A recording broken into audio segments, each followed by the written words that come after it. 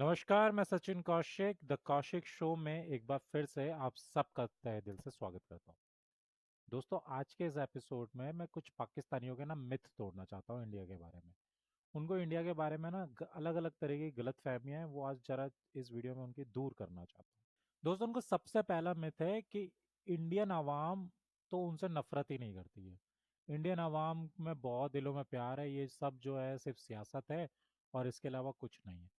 तो मैं पाकिस्तानियों को बताना चाहता हूँ कि इंडियन आवाम कुछ भी कहे, वो कहीं ना कहीं आपसे नफरत तो एक अलग वर्ड हो जाएगा, मतलब आपको कुछ भी नहीं समझती, वो आपसे बात ही नहीं करना चाहती है।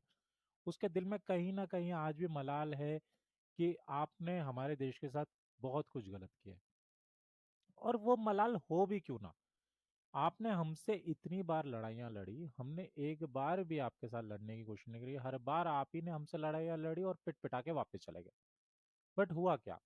जो जंग आपने करी उसमें आपकी तरफ के तो लोग शहीद हुए ही हुए। हमारे देश के भारतवासी, हमारे देश की आर्मी के लोग, हमारे देश की पैरामिलिट्री के लोग और आम जनता भी, जो आम तौर पे आप आए दिन वहां से जो जिहादी और ये टेररिस्ट भेजते रहते हैं, वो जो यहाँ पे कत्लेआम मचाते हैं, उसकी वजह से हमारे देश की जनता, चाहे वो आर्मी में हो, चाहे वो पैरामिलिट्री में हो या कोई सिविलियन हो, आम तौर पे यहाँ पे उनकी शहादत होती रहती है। तो एक तो इंडिया के लोगों के दिल में वो बड़ी ठेस पहुंची हुई है। हमारे देश में आर्मी और भगवान में हम लोग फर्क नहीं समझते। हम आर्मी के लोगों को भी भगवान का ही दर्जा देते हैं। और जब मैं आर्मी की बात करता हूँ तो उसमें मेरे सारे वो लोग हो जाते हैं जो देश के लिए शहादत देते हैं, चाहे वो सिविलियन हो, चाहे वो पर्टिकुलरली आर्मी में काम करते हो या पैरामिलिट्री में काम करते हो या पुलिस में काम करते हो, किसी भी कहीं पे भी हो, अगर वो भारतवासी हैं और उन्होंने देश के लिए अपनी जान दी है, तो हम उसको आर्मी का ही पार्ट समझते हैं, हम उनको भगवान ही समझते हैं, वो हमारे देश की एक तरह से आर्मी ही है। तो कहीं ना कहीं आपके वजह से मेरे देश के भारतवासी शहीद हुए। और जब जो बंदा शहीद होता है ना, खाली वही वही वीर गति को प्राण नहीं जाता है, उसी को वीर गति प्राप्त नहीं होती है, उसके पीछे जो उसका परिवार है, वो किसी ना किसी घर की बेटी होती है, किसी घर का बेटा होता है, किसी का बाप होता है, किसी की माँ होती है, किसी की बहन होती है, किसी का भाई होता है। तो पूरा परिवार उसके पीछे रुलता है। और ये सब किया है आपके देशवासियों ने। अब आप बोलेंगे कि यार इसमें हमने नहीं किया, क्योंकि देखो पाकिस्तानियों की ना ये बहुत बड़ी एक चाल रहती है हमेशा से। पहले वो कहते हैं कि यार ऐसा नहीं है, और अगर उनको काउंटर कर दो ना, तो वो जब फंसने लग जाए तो वो बोलते हैं नहीं यार, ये तो हमारे अदारे करते हैं, हमारी सियासत करती है, आम जनता तो कुछ नहीं करती। देखिए, आम जनता आप ही की है, वो आर्मी आप ही की है, और आम जनता ने ही चुनती है उन्हें। आम जनता ही अपने सियासतदानों को चुनती है। तो ये तो कहना बंद कर दीजिए। अगर हमें नफरत है, तो वो उसका मेन कारण यही है कि इतनी जो आपने जंगें लड़ी, इतनी जो आपने टेररिज्म हमारे देश में फैलाया, उसमें जितने लोग हमारे देश के शहीद हुए, उन सब का खून आप लोगों के सर हो। दोस्तों, दूसरा बड़ा मिथ इनको यह है कि हम में तो बड़ा जज्बा है पाकिस्तानियों में और कुछ भी कर सकते हैं। तो देखिए भाई, जज्बा होने से कुछ नहीं होता। अगर तुम में जज्बा है तो करा क्या है, प्रूफ है कहीं उस चीज का कि तुमने कुछ कर लिया है? क्योंकि देखो, जज्बा तो मुझ में भी है कि कल मैं शक्तिमान बन जाऊं। तो क्या सही में शक्तिमान बन जाऊंगा? उसके लिए मुझे मेहनत करनी पड़ेगी, उसके लिए मुझे योगा करना पड़ेगा, उसके लिए मुझे अपनी इनर शक्तियों को जगाना पड़ेगा, तभी तो कुछ हो सकता है।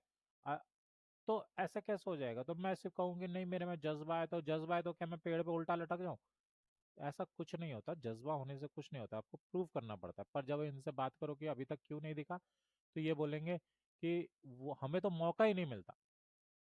भाई देखो, मौका मिलना जरूरी नहीं है, मौके के लिए हालात बनाने वो आपका काम है। अगर आपके अंदर सही में क्वालिटी है, आपके अंदर सही में कुछ है, तो आगे बढ़िए, प्रूव कीजिए आज। और आजकल तो इजी है इतना प्रूव करना, सोशल नेटवर्क सबके पास है। आपके यहाँ पे 3G 2G 4G कुछ तो इंटरनेट चलता ही है, तो उसका यूज कीजिए, अपना टैलेंट दिखाइए। क्या टैलेंट है आप लोगों में? आप लोगों में एक भी टैलेंट हमें दिखा दीजिए कि क्या टैलेंट है। आप हमारे देश के जो बच्चे हैं ना, उनको भी कोई ऐसा, उन्होंने बिल्कुल वो कहते हैं, वो बिल्कुल जाके नासा में या इसरो में नहीं बैठ गए हैं सीधे जाके।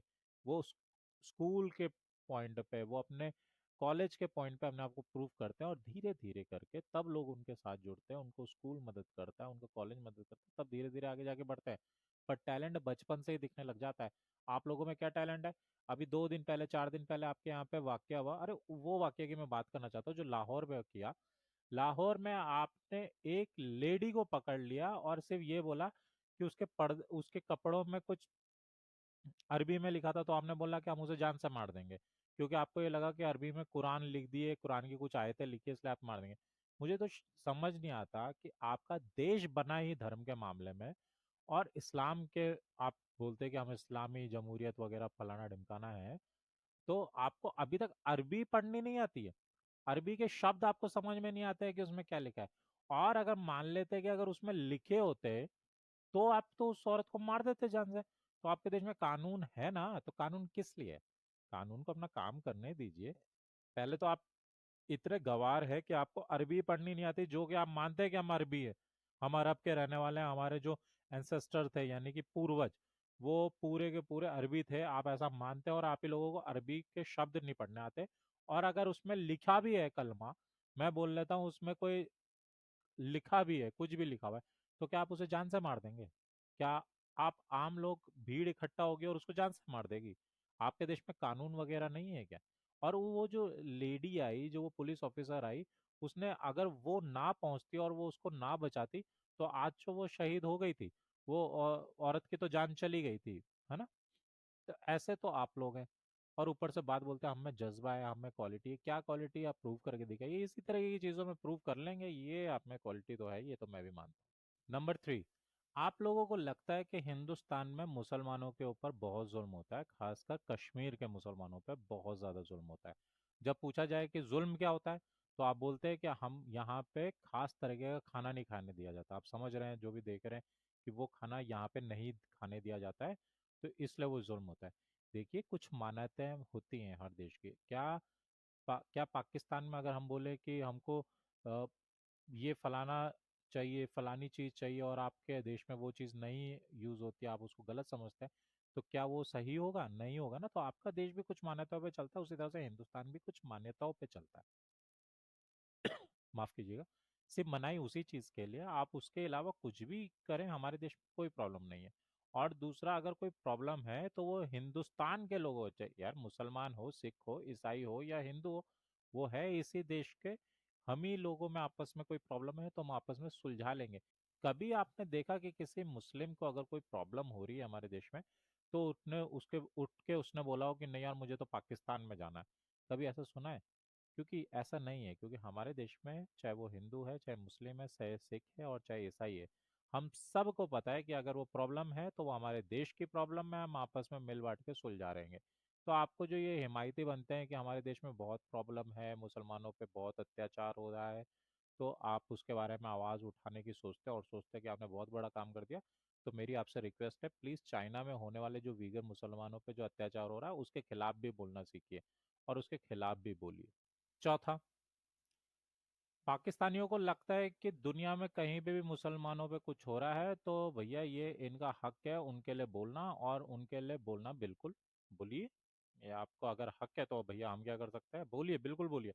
पर पहले अपने आप को स्टैंड करिए, और डबल स्टैंडर्ड मत खोलिए जैसे फिलिस्तीन के लोगों के लिए आप कर रहे हैं। एक समय था जब आप ही की आर्मी गई थी पैसा लेके, उनके लोगों को मारा था। फिलिस्तीन के लोगों को 25,000 फिलिस्तीनी इन्होंने काट दिए थे, ठीक है। और आज उन्हीं के हिमायती बने पड़े, और हिमायती भी कहाँ, सिर्फ ट्विटर में पड़े हैं, अपने देश में प्रोटेस्ट निकाल रहे, फुल प्रोटेस्ट निकाला हुआ है इन्होंने।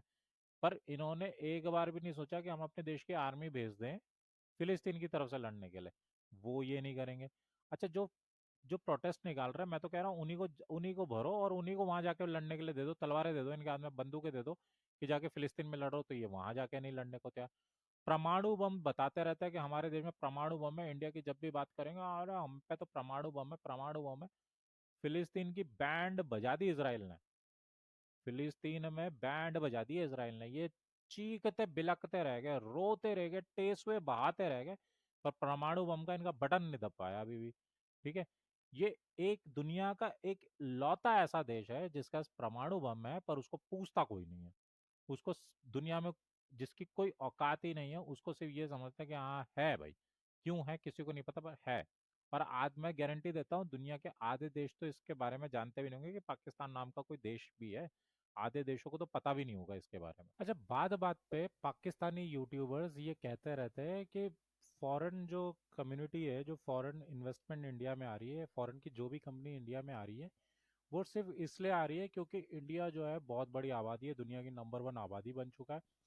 उनकी भाषा में बोलूँ, उनके उनकी जबान में बोलूँ तो हिंदुस्तान जो है आलमी मंडी बन चुका है, और यहाँ पे इसलिए इन्वेस्टमेंट आ रही है, इसलिए इतने लोग आ रहे हैं। तो भाई साहब, मैं आपको बताना चाहता हूँ कि काफी समय पहले आप लोगों को याद होगा कि मेड इन जापान हुआ करता था। फिर जब जापान, हर जगह ऐसा ही होता है कि क्या होता है कि एक देश जो अभी डेवलप हो रहे होते हैं, उधर पहले जाके कंपनीज लगती हैं। जब वो डेवलप्ड हो जाते हैं तो कंपनीज दूसरे डेवलपिंग कंट्रीज की तरफ भागती हैं। ये सीधा सा हिसाब है। तो कुछ समय पहले मेड इन जापान होता था, उसके बाद मेड इन फिलीपींस हुआ, मेड इन चाइना हुआ, अब मेड इन इंडिया हो रहा है। तो इंडिया में इसलिए नहीं आ रहे हैं कि इंडिया में दुनिया की सबसे ज्यादा आबादी है, क्योंकि पांचवे छठे या आबादी तो आप भी हैं दुनिया की, तो आपके यहाँ पे लोग क्यों नहीं आ रहे हैं? या फिर तीसरे नंबर की जो कंट्री है उधर क्यों नहीं जा रहे हैं? देखिए, मैं आपको बताता हूँ कुछ मुख्य मुख्य कारण हैं इसके, जो कि फॉरेन कंपनीज हमारे देश में आ रही हैं। दो तरीके से कंपनीज हमारे देश में आ रही हैं। एक कंपनी जो यहाँ पे अपना फैक्ट्री, अपनी मशीनरी यहाँ पे लगा रही है, एक कंपनी जो अपने प्रोडक्ट्स यहाँ पे ला रही है। तो दो तरीके से कंपनी आ रही है, दोनों तरीके से उन्हीं को फायदा है। क्योंकि अगर कोई ऐसी कंपनी है जो इंडिया में अपना सामान बेचना चाहती है, और अगर वो फॉरेन में मैन्युफैक्चरिंग करती है वो और इंडिया में अपना सामान लाती है, तो हमारे यहाँ पे ड्यूटीज इतनी लग जाती है, हमारे यहाँ पे टैक्सेस इतने लग जाते हैं कि उनका सामान महंगा हो जाता है। और इंडिया की मार्केट जो है वो प्राइस सेंसिटिव मार्केट है। तो हमारे यहाँ पे प्राइस पे बहुत ध्यान दिया जाता है। हमारे यहाँ पे प्राइस इक्विवेलेंट टू जो फैसिलिटीज दे रहे हैं वो बहुत ध्यान से देखता है हमारा कंज्यूमर। हमारा कंज्यूमर क्योंकि पढ़ा लिखा है, हमारे देश के लोग यहाँ के पढ़े लिखे हैं, वो समझते हैं कि हमें क्या चीज सही दाम पे मिल रही है या नहीं मिल रही है। तो वो इसलिए वो यहाँ पे प्लांट लगा रहे हैं ताकि वो यहाँ पे मैन्युफैक्चरिंग करे। एक तो लेबर थोड़ा हमारे यहाँ सस्ता मिल जाता है, एजुकेटेड लेबर है, पढ़ा लिखा लेबर है, स्किल्ड बेस्ड लेबर है, वो हमारे यहाँ मिल जाता है। दूसरा, जब प्रोडक्ट यहीं बनता है और तो यहाँ पे हमारे लोगों की परचेजिंग पावर भी अच्छी है। तो मेन कारण ये है कि हमारे यहाँ पे तीन चीजें मिल जाती हैं। एक, लेबर अच्छा मिल जाता है, स्किल्ड लेबर सस्ते दामों पर मिल जाता है। तीसरा, हमारे देश की परचेजिंग पावर भी है। हमारे जो मिडिल क्लास फैमिलीज हैं उनकी परचेजिंग पावर बहुत अच्छी है। तो इसलिए यहाँ पे कंपनीज आ रही हैं। सिंपल है यार, ये आबादी से कोई लेना देना नहीं है, ये स्किल से लेना देना है, ये परचेजिंग पावर से लेना देना है। हमारे देश के लोग है, परचेजिंग पावर है। आपके देश में क्या है? पाकिस्तान में अगर कोई आज की डेट पे जाएगा, उसको क्या मिलेगा? वो क्या परचेज कर सकती है आपकी इकोनॉमी? आपके यहाँ पे जो एक फोन है वो हमसे 4 गुना महंगा है, तो कितने लोगों के पास वो फोन है? ये भी तो सोचिए। दाल रोटी का आपका ठिकाना नहीं है, शाम को दाल रोटी खा नहीं सकते, परचेजिंग पावर क्या खा कर रखेंगे? स्किल्ड के बारे में हमें पता है, स्किल्ड आपके पास है नहीं, तो क्यों आएगी कोई कंपनी आपके पास? तो ये कारण है, सिर्फ ये कारण नहीं है कि हमारे देश की आबादी ज्यादा है तो एक सारी कंपनीज आ रही हैं। तो लास्ट में मैं सिर्फ पाकिस्तानियों से यही कहना चाहूँगा, अपनी इकोनॉमी को अच्छा करो, अपने यहाँ एजुकेशन बढ़ाओ। एजुकेशन ये दीन की और ये इस्लाम की ये देना चाहते हो, दो ना दो ये तुम्हारा इंटरनल मैटर है। पर अगर अपने देश को आगे बढ़ाना है तो मैथ्स पढ़वाओ, इंग्लिश पढ़वाओ, इनको साइंस पढ़वाओ, ऐसी चीज़ें पढ़वाओ, फिजिक्स पढ़ाओ, जिससे इनके दिमाग खुले, कुछ आगे बढ़ें, कुछ सीखें। ये दिन भर ये इस्लाम दीन करने से कुछ नहीं होता मेरे भाई। आगे बढ़ो और ये सब हरकतें बंद करो, ठीक है? और यही सवाल मेरे पाकिस्तानी यूट्यूबर से भी है, जो अपनी आए दिन वीडियो में यही सब मिथ को बोलते रहते हैं कि हमारा ये, हम हिंदुस्तानी हमसे बहुत प्यार करते हैं, ये करते हैं, वो करते हैं। तो भाइयों, आपको मैं एक बार बता दिया इस वीडियो में, ऐसा कुछ नहीं है। ये सारी चीजें जो आपकी तरफ से है वो सिर्फ प्रोपेगेंडा है, और प्रोपेगेंडा के सिवा कुछ नहीं है। आज के वीडियो में सिर्फ इतना ही। मैं मिलता हूँ आपसे अगले वीडियो में, तब तक के लिए जय हिंद।